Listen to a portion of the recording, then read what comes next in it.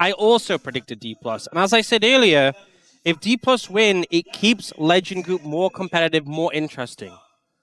And despite these things, I just really want to see Huni go 0-10. It'd be so funny. So I'm willing to throw it all away just to see Huni suffer. Yeah. I know how much you care about your prediction, Aux, but it's a big sacrifice. I understand that we really need to get that 0-10 happening. So honestly, I think we should be careful talking about predictions in this way and not caring about them, because if Chronicler is watching, he'll be very upset.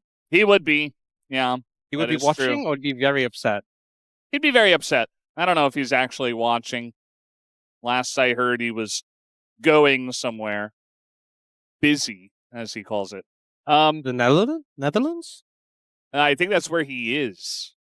And I think he is going somewhere else. Oh. Yeah. Oh.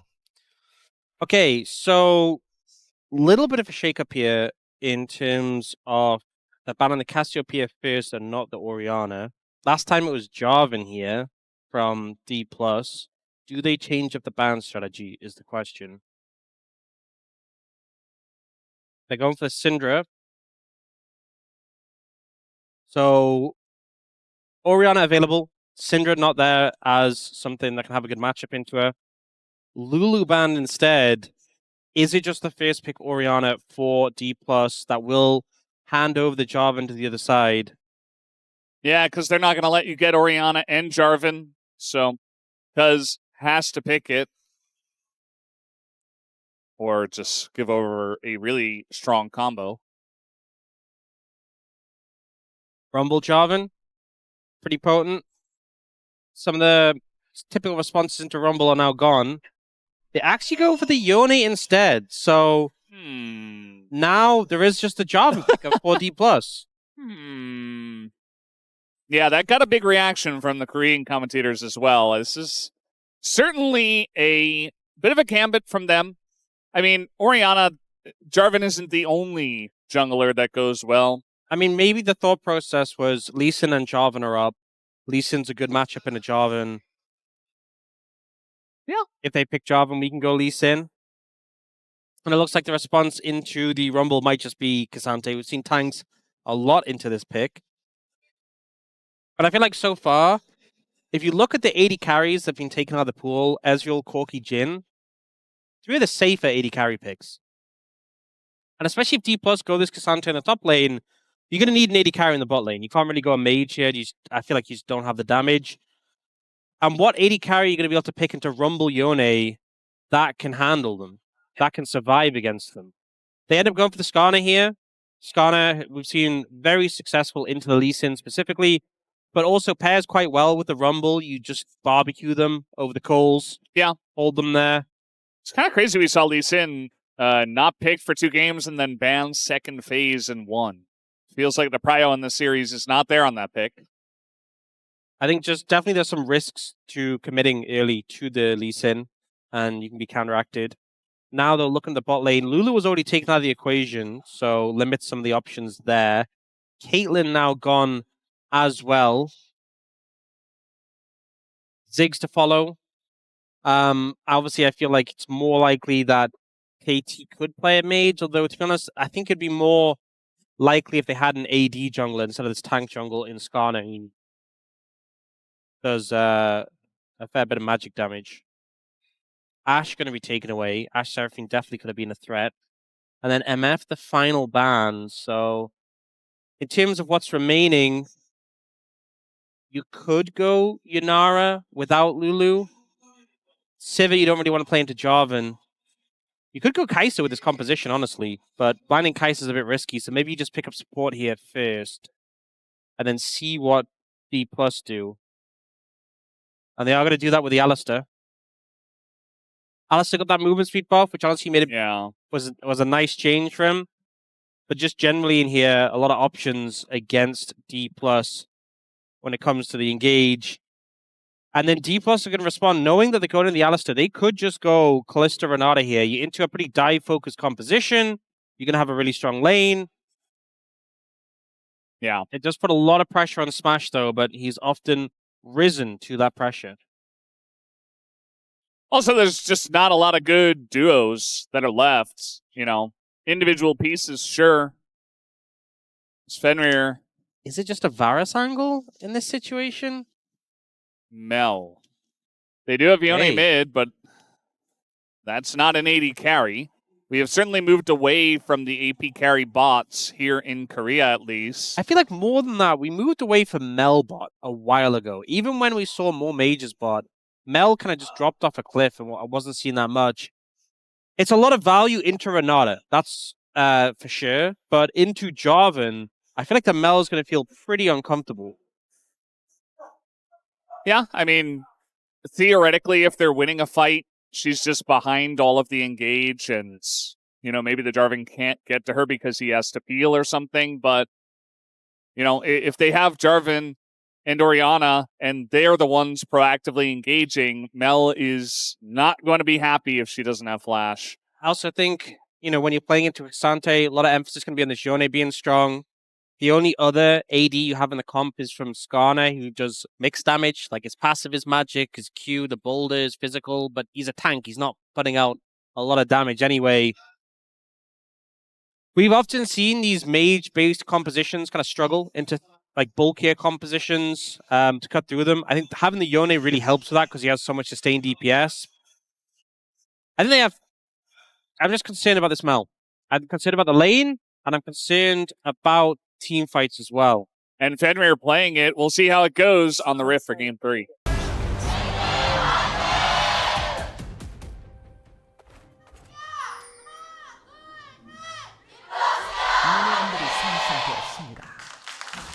All right, game number 3. As you remember at the beginning of the year, we had like only 4-0s with the occasional, I call it a 4-0. I mean like a 4-game day. Yeah. Occasional 5th game thrown in there. I do remember. Now it feels like the series are getting closer. It's getting more back and forth. We're getting more 3-gamers, more 5-6 game days. I mean, just in general, this is kind of what we expected Legend Rise to be last year, and it just wasn't. Yeah. Where you're taking the top half of the LCK and the bottom half of the LCK, the match is going to be closer, more likely to have close matchups that go to 3 games. But last year, that didn't really happen at all for the Legend group, but this time it has. You can see already the lane is not going so well. They're zoning him out of XP. This is really rough. Alistar level 1 we've always known is weak, but also Mel, you have one ability. You're ability based, you're a mage, you only have one. Yeah. And Kalista and Renata can just auto you down together. Yeah. So zoned off very hard. This is a really rough spot to be in. Lucid's also threatening over here, which isn't fun. Well, Effort got another headbutt in, Oh, I guess. no. Oh, he hits the flag and drag on a FenRir. The fact that there's a map split as well is just devastating. He's going to have to recall. You have to TP back, but you're level 1. At least he has TP. But if you miss this XP, the game is over. But if you TP in here, You die. they're going to dive you. Yeah. What would you do? Add TP. Add TP. I think you kind of have to. Effort just trying to run away, and he does live for quite a while. Career goes down to the turret, and the dive is just awful. They don't even kill Effort. Effort saves the game with that play. Meanwhile, Siwoo here, deep in the lane, and he's just going to die as Cuzz comes over, punishes him, picks up first blood. It's crazy that they're able to stabilize bot lane. They're still behind in gold. They're still behind in farm. But the game was basically over. If they just waited for the Mel and they killed the Mel, I guess the thought process was, let's get the Alistar before he hits level 2. Alistar obviously not the easiest target to mess around with under tower. But the problem was Career was also level 1. And normally when we see these dives in the bot lane, it's so important that the Renata is level 2 because you get the bailout. And because he missed so much XP, was backing up Lucid. They didn't have that extra tool. Career ended up getting executed. And they managed to survive the play. The lane's not in a good spot after that. It's not like it suddenly made them have a winning scenario, but it's definitely better than it could have been. Yeah, it was supposed to be insanely far behind losing, and instead it's like, well, just losing, you know? not the end of the world. As Oh, no. now, oh, Head flash! no! Oh, no. I was so stressed for Korea, and then... yeah, I don't even know. This has... You know, I was thinking, like, we had the super one-sided game 1, super one-sided game 2. I was like, game 3 is going to be chaotic. An absolute mess. We're getting that already. Yeah. It's going to be on fire because there's a rumble in it. Well, thank you for that. Yeah, no problem. We had some, I don't yesterday, I forget what the comment from Huni was. I'm feeling Charvelous after this or something. Oh, don't repeat it. That was... I was at home just face-palming myself alone in my room. My son was asleep. So actually, that's why I was able to watch. I think Charvelous was okay. What was the other one that was really not okay? For me, the Charvelous was the... You know what? But it was like Helios immediately after had like an even worse one. Helios' one was the one that really bothered me. Yeah. Charvelous, I could see the charm. What was the or one? The charm. I thought you were going to mention, what was the one that Wadid had that was really bad? Or was it Wadid? Who was it? Who did Giddy Online? I don't think that was one of us. I thought that was Prince. One of us. Wasn't that was like one Prince? of us. Was it Huni? I'm not sure. We got a flash on in, and the Alistar doesn't have anything, as he does get the knock up and immediately just dies. FenRir as well nearly loses his life. Okay, well, that was very close. Bot lane's looking a bit deep fried. I just love that it's game 3. DK are like, you know what? Kalista, Renata, you don't really see it nowadays. They're going to blind pick Alistar into us? Really? Yeah. We will punish this. And the thing is, Kalista ends up getting quite tanky because she builds defensive items, builds resistances compared to a normal AD carry. They have a mage-heavy composition. They might just never be able to kill Smash. I think it might get to the point where Smash just stands there, stacking up spears, hopping about. You're damaging him, he doesn't die, he rends. Everyone in KT is gone. Yeah. It's definitely a worry. I mean, this is almost like a ticking time bomb, this bottom lane for KT Rolster, but they don't really have a good fix. I mean, Cuzz was looking for something in mid. He's still level 5, probably going to hit level 6 soon. Not off the scuttle. But even then, like, are you going to combat and actually make something happen? I think so far, it's been all about Lucid in the bottom lane. What makes it worse is that we have Effort with Spellbook and FenRir with TP. So, like, they have even less power in the 2v2 than they normally would. Yeah. It's just not a good time. By the way, it was Wadid that said Giddy Online. Oh my god, that was awful. That was atrocious. Honestly, if there's a tier list, Charvelous is at the top. Then, is it? What was Helios's again? What was his? It was something. It was so bad. I think I've blocked it out. There have been some really rough ones. Yeah, Charvelous definitely beats Giddy Online. Giddy Online was horrific.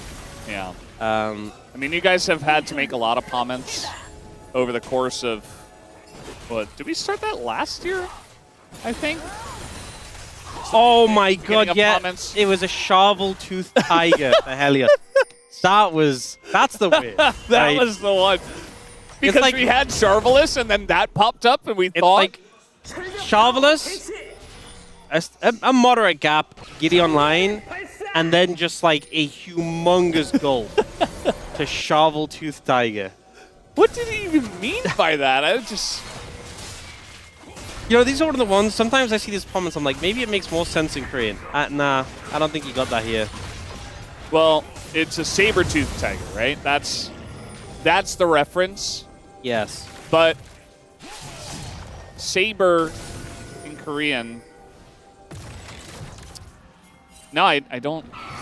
I really don't think it works. I don't see the lines. I don't see it. I just want to stop thinking about it. They're just going to go for the grubs here. Looking for a root on a Lucid. He avoids it. And, yeah, also Wolf had Cho'Gath, Go'Gath. Which, Wait, we're getting some context. Apparently, Sabertooth is Shabel, which is Charvel in Korean. So I guess. Oh. I guess it's similar, the same-ish. I guess we honestly just got translation diffed, because that actually sounds... That makes sense. It's the same characters.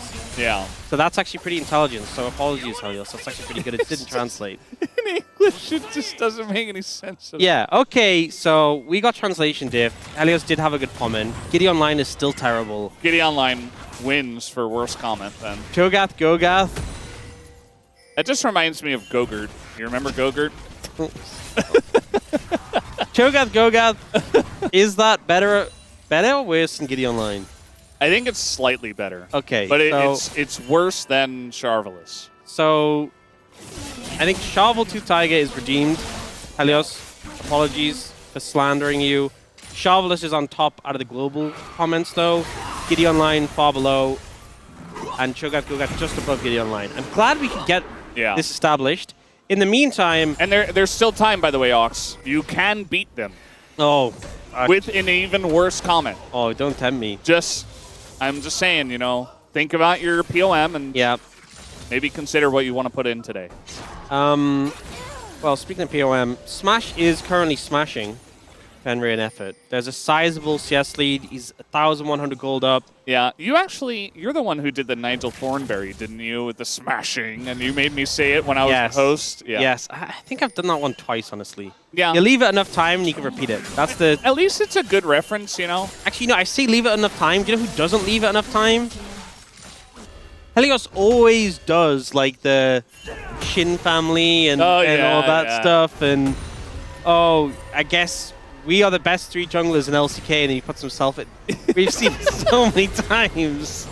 Yeah, I mean, just running out of material. Actually, I feel kind of bad that the Shoveltooth Tiger was a banger in Korean, and then we slandered Helios when he finally put the effort in. Tiger doesn't make any sense in English.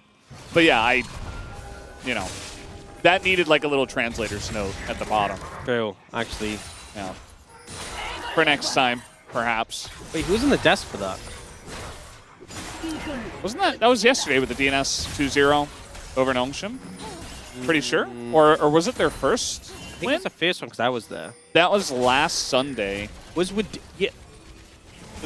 I was there, I'm pretty sure. And was it Hooney, right? Because he did Shovelous. Yeah, it was Hooney. So Hooney should have translated it for us and didn't, so we can blame him. Goes 0-8 in predictions. Yeah. Doesn't translate the Korean comments for us. I think his prediction is looking better for this series, though. You know, Hooney did some stage translation at EWC. He was actually really good at it. Oh, wow. So that makes it even worse because we know he's capable, and he still didn't do it. Yeah. Yeah. So Dragon going to be picked up there by Dplus. 1,400 gold ahead. That lead is entirely in the bot lane. FenRir is not really getting to play the game. Yeah. It's a 40 CS lead. Smash has Shiv. They need an out. Honestly, I think at some point they should have just swapped the top lane. Ooh. Sometime before now. Yeah, I mean, top lane quest is done. So. Just get the rumble down there. Top lane quest is done. Dragon's dead. You ain't contesting anyway. I think just leave. I think at this point, probably a good idea, but the damage has already been done. 1,600 golds. You know, we've been talking about comments and stuff because they got a big lead. They extended it a bit. Nothing else has really happened. The players have just been laning. I think DK's done a really good job of, you know, trying to further their lead bit by bit, not really making any mistakes, snowballing the dragons, as you would expect them to do with such a bot lane lead.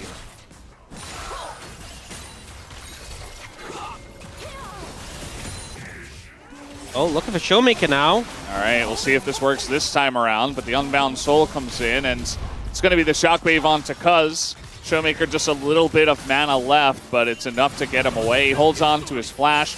Really just kind of a gank maybe to get BDD back. I say that, but then... Okay, maybe he's going to back now or rotate somewhere. Either way, gets a little bit of help from Cuzz. in the mid lane where he has fallen a little bit behind. I think it was just the best angle because Cassante is now Cassante, so if you gank him, he'll just drag you through a wall. Bot lane, you ain't messing with bot lane. Don't go near bot lane at all if you're Cuzz. You will get 2v3. Yeah. So it kind of felt like mid was the only option, but ShowMaker just able to get away from it without even burning a summoner. Herald up in a minute. I don't think you can fight it if you're KT, if I'm being honest. It's a tough ask. And Siwoo now has the Koenig Rukin, so you can kind of just chill in this matchup. This is very much game 1 vibes, you know? It's not exactly the same, but the vibes are similar, where it's like one team has a lead. It's not huge, but it feels huge. It's almost 2,000 gold, couple of Drakes, but really the biggest thing about the vibes is that the team that's losing doesn't really get to do anything. They're just sitting on their hind legs, paws up in the air, you know, kind of like Wolf yesterday with the gerbil, whatever he did, with the backing animation, or the TP animation, and just kind of sitting very defensively and not able to do much. So, nice handshake there from FenRir. I was hoping for the more chaos and more even game, but this game has just felt very dominating right now, and it kind of feels like a repeat of game 2. KT at least have a lot of engage options, but I think they're going to be engaged on. Lucid just sprinting through the jungle as the shockwave is... Yeah. Is that enough to signal that KT can fight? No, I don't think so. Yeah. They were like pretend posturing there in the river, like, oh yeah, we're going to do something. I mean, BDD's got his first item on recall. Is that enough for them to fight? Probably not. Yeah, I'd say it's the bare minimum. Is, you know, 1 item Spike, Luden's, Bork here for the 2 of them. I think also with everyone's sums being up, so much is flashable from KT. You can't flash Kalista auto attacks, but you can flash a Mel combo, an Alistar combo, a Yone ult. So I think it's a pretty precarious one for KT going into this 5v5 when they have all sums. Yeah. Sashi on the bottom lane, he is so incredibly tanky right now. Like, Perfect has Leandri's, but that's all he has, and he barely even chips through the Cassante's health. He's up a level, doesn't matter. So you're just able to take the turret, essentially, for free in the bottom lane 1v1. Meanwhile, DK are getting the Rift Heralds, and we already talked about how this should be theirs. Nice little catch here, though, from BDD, trying to get ShowMaker. He's so low, but he lives as the equalizer comes down. He flashes away from it. He's still alive, and now Smash. This giant impale from the side of Cuzz, but where's the follow-up? Now the knockup comes in from BDD, but it's still not enough. They did so much right in this fight, and yet they're still not able to take down Dplus Kia. As Smash is here on the right side, he's going to get a little bit of a rebuttal taste, as the eye did go the way of KT, but they do not pick it up. A close-ish fight, but TK still ahead. I think the key issue for me was the equalizer value was non-existent. And we talked about the combo of the Skarner Rumble sort of raking them over the coals, and that just never happened. So if you actually look at this starting off, BDD finds an angle on the ShowMaker, Effort follows up, and they get him low. The Shockwave only hits Effort because BDD channels away, and that equalizer just hits nothing. No value at all, doesn't kill ShowMaker, and is now unavailable for this moment, when you'd love to have it. So, to me, that was the major issue. You didn't kill ShowMaker with Equalizer, and you didn't have it for when Cuzz got the most monstrous impale. BDD also had ult when he first knocked up ShowMaker there. He just didn't commit to it because I guess he thought he had enough follow-up with the Alistar. I think maybe he was just concerned about locking him into the animation and getting boosted down. Definitely possible. We got a knockup here in a Lucid. He's in a bit of a rough spot, but the combo comes through. They're still not able to take him down. He flashes into the Skarner, and the Skarner is the one that goes down. And now BDD alone in the pit will be free food for Dplus Kia. And all I keep thinking about, Aux, is the hopes and dreams of the Huni 010 are slowly drifting away. They didn't have Equalizer, they didn't have the Yone ult, they didn't have Mel ult. They didn't have all these tools, and they still went for the fight. They couldn't even kill the Jarvan. Yeah, and they tried. They threw what little they had into the Jarvan, pretty much all of it. Yeah, not the entire kitchen sink. Maybe just like the tap. Like the faucet? The faucet, yeah. That's all they had. Not as impactful. Yeah. Couple of pots and pans in there. But yeah, Barely feels like even they're that. floundering. So they go for this. The dragon's already gone, so they try and set up on a Lucid. Shockwave comes out in return, but Lucid just survives such a long time, gets a Sundered Sky heal, then the bailout, and they're like, oh, actually we cannot kill him. Yeah. And it's just another kill for this Kalista. This Kalista is going to be so disgustingly strong. They also just buffed Terminus, by the way. So I don't see it. I don't see the angle. Yeah. I feel like it's been a bit rough this series because it's been pretty one-sided games throughout. This game is going in that direction. I can't even imagine what KT would need to win from this, but the craziest engage you can ever see is a start. Yeah. And Smash has to die quickly. And he has bailouts, that makes that difficult. Like, how many times does BDD have to be like the sole savior playing Yone? You remember they were behind in that one game and he hit like the 3-man Yone ult and pulled the game back and they still lost? It feels like, you know, it's kind of all on him as well, unless Cuzz gets a really sick angle. Effort is pretty far behind. He's still Alistar, but yeah, I don't know. I think that blind Alistar, they just were not able to read the situation, especially with the Mel final pick, just essentially locking them into their doom. Yeah. Mage has definitely been on the way out in the LCK. And Mel, even before Mages were on the way out, wasn't that popular. Not really doing too well here. It's just a little bit outdated. Like, our teams are very smart. They know how to counter things after a certain period of time. When they first see it, they're like, oh, wow, that's weird. That caught us off guard. But eventually, you're able to change things up, change the way you draft and play. Even with, like, the full team invade as well at level 1, just to allow Lucid to be on the bottom side of the map and get the pressure from the Jarvan. All those things leading to the bottom lane of KT not existing. Baron is available, and it's a minute 45 on that Dragon Soul. You can see, look at the control that Dplus have established on this top side. Just given no real ins for KT to get close. They've got a little bit of vision, but those wards have been pinged already. One's just been cleared out. And it's so dangerous to approach the step up here. Yeah, it's essentially Cuzz and Effort together, as you would expect. Just trying to clear out vision way on their side of this jungle. Secure one control ward in there. And DK, not a big rush for them. And they're still just going to go for a bit of poke here onto Effort. Not overcommitting for the play, but they get his ult away. And that's all they need to do. Chunk him out, get him low, and also get his ult, so now he's in a much worse position to contest vision or fight. At level 7 as well. FenRir is 2 levels up on Effort right now. Yeah. So even by support standards, it's pretty low level. 40 seconds until that dragon. I feel like Cloud Soul isn't that crazy for Dplus this game. I mean, it's just good, right? The passive movement speed. But the extra movement speed on ult is not, doesn't synergize that well with the champions. Like Jarvan, Cataclysm, and then just, I don't know, spin around inside it. But it's still a boost for a team that is already very far ahead for Dplus. KT trying to get some vision in the area. Yeah, I mean, they're trying their best to play from the position they've put themselves in. Oh, Smash has Terminus, and FenRir hasn't even finished his second item. Yeah. Looking like Shadow Flame for him eventually. If he even gets there before this game ends.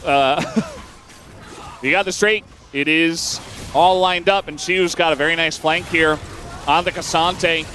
So now we got supports going at it on the top of your screen. Effort's looking for it, and it actually does go over to Cuzz. Will deny the soul.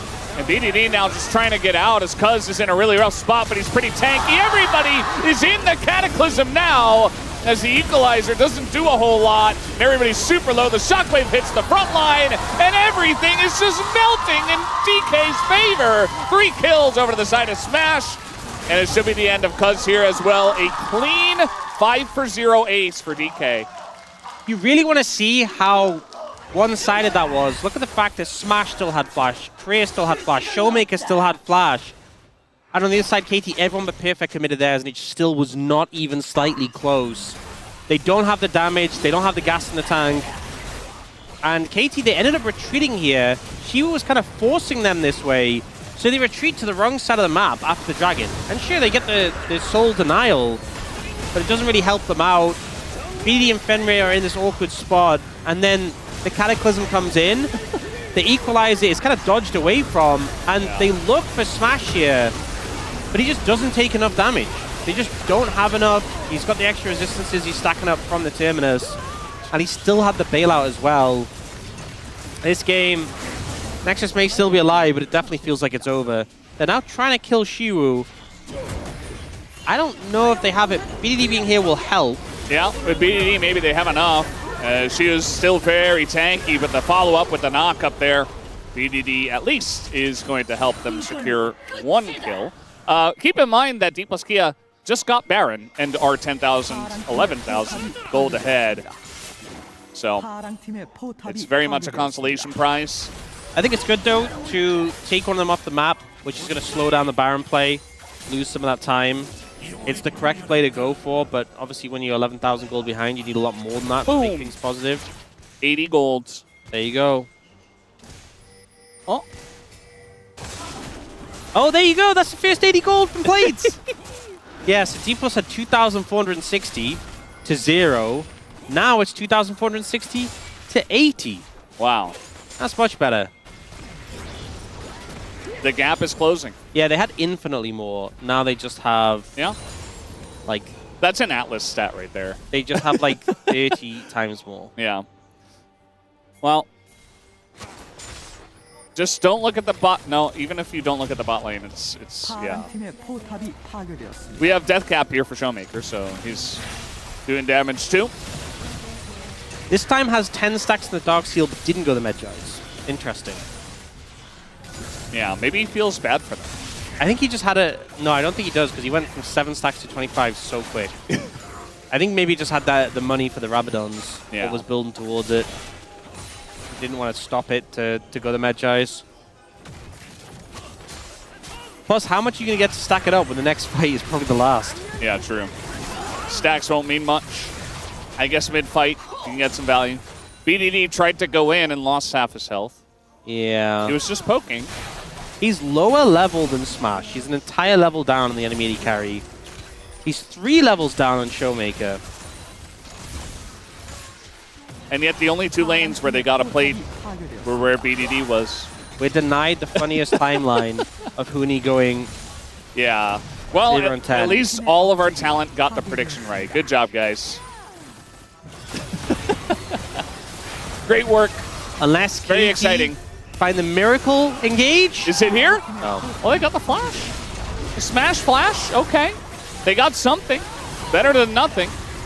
As keep putting the KT fans on camera. They're not very much enjoying that.